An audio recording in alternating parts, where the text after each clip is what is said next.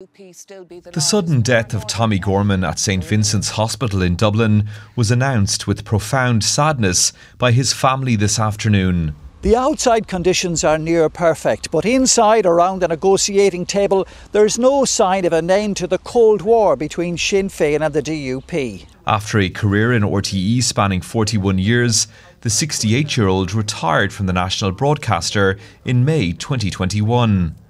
President Michael D. Higgins said he will be remembered as one of the outstanding public service broadcasters of his generation, while the Taoiseach Simon Harris said he was a journalist of enormous standing who carried out his job and duty to report fairly and accurately with the utmost professionalism.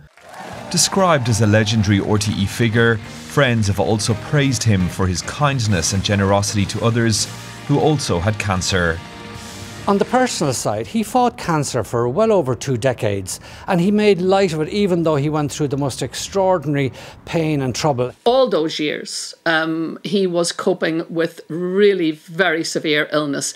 And if you asked him how he was doing, as I did every time I met him, how are you doing, how's the health? Never better. Yeah, it was truly shocking news for me and for the organisation. I mean, Tommie was a good friend of mine. In fact, I met him for dinner on Monday night ahead of his operation, and he was in extremely good form.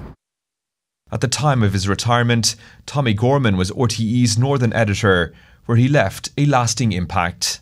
I think he deeply cared about what happened, and he had this understanding that politicians in Northern Ireland weren't one-dimensional, or not one-dimensional anywhere, but that they weren't one-dimensional, and he had that empathy. And he's just always been a good friend, at times of critical journalist, and that's his professional job, but I think he always brought that added bit of something to it. He was really invested in reconciliation.